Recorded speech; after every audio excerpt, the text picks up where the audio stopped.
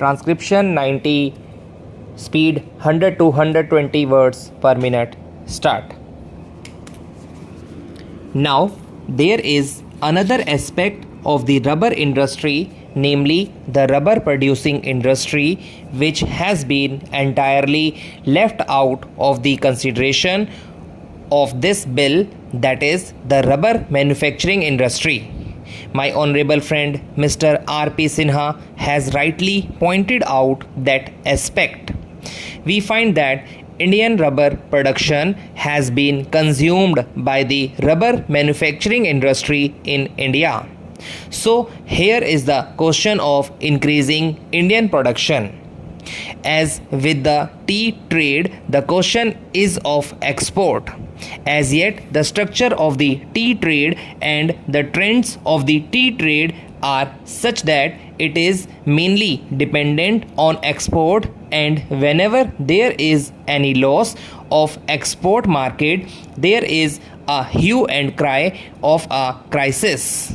But in the case of the rubber industry, all the rubber produced in India is consumed by the rubber manufacturing industry in India.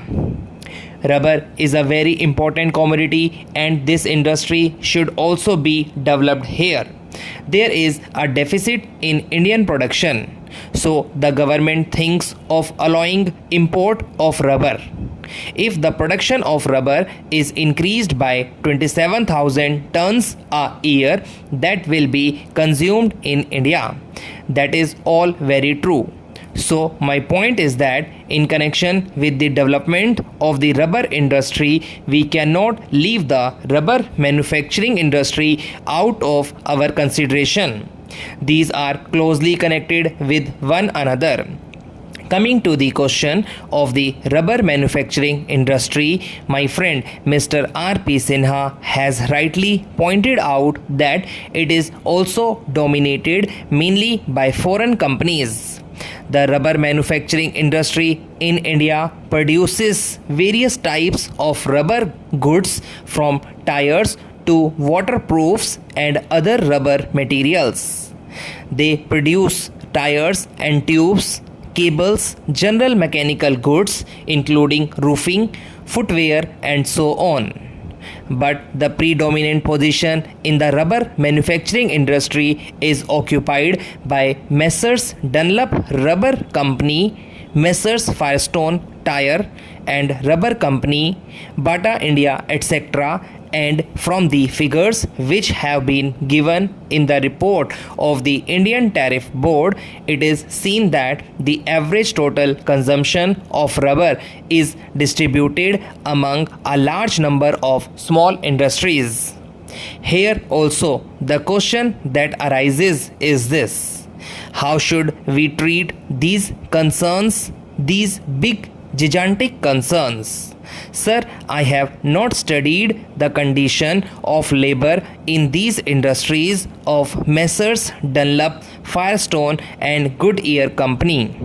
Therefore, just know I am not in a position to give you the picture of their condition, but the question is that from the price of rubber in India in relation to the world price of rubber, these people are mostly benefiting.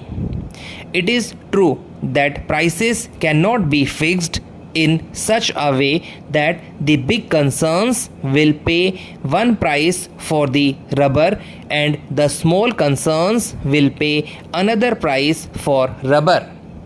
Here also the main question that comes is this: if we want to develop the small units, the question arises of putting some check on the profits made. These big foreign concerns must go. It is they who are taking all the advantage of the present position in India. About that aspect, I find that here has been to mention in the bill, and there was no indication in the speech of the Honorable Minister for Commerce. Then lastly, I would like to say that here also the government has taken the power to appoint the chairman and is going to reconstitute the board. The same remarks which I made in connection with the chairman of the coffee board are valid here. If it is the intention of the government to break the domination of the foreign rubber growers or big rubber growers in the rubber board, I think it will be circulated to honorable members later on. Let there not be any foreign representation on the board. If the government is not prepared to accept that suggestion, then also it can take certain other minimum steps. It can increase the representation of small growers. It can increase the representation of labor. Thus, representation of small growers has been increased by 1, but the representation of labor should be increased. I do not suggest the number now. In this manner, if the government thinks that the reconstitution of the rubber board is essentially necessary in order to exercise its powers for the development of the rubber industry, then the reconstitution should be on proper lines, not simply by having a nominated chairman, not simply by indulging in eyewash activities. The government should do everything to check the big foreign interests and big growers. Mr. Vice Chairman, as has been pointed out, we have a series of similar bills. Rubber is a cash crop, and therefore I think the government should be very careful to see that in fixing the price of rubber, the price of the manufactured articles is borne in mind. The honorable member who preceded me has pointed out that the rubber manufacturers are mostly foreign firms, and the figures that he has given are really staggering. It has been pointed out that during the last 10 or 12 years, the profits distributed are 350%. That means the original 1 crore of rupees have received 3.5 crores of rupees as profit.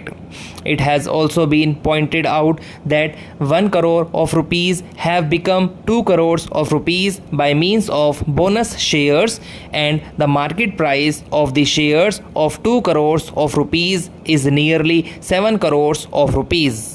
That means that the original 1 crore of rupees become 10 crores of rupees in our country. The foreigners are multiplying their profits. They are expanding their industries and getting a strong hold on our economy. The honorable members of this house give protection. They want Indian industries to develop, but the advantage of this protection is taken by the foreigners. They set up factories in our country, and if at all some money is brought from outside, it multiplies tenfold.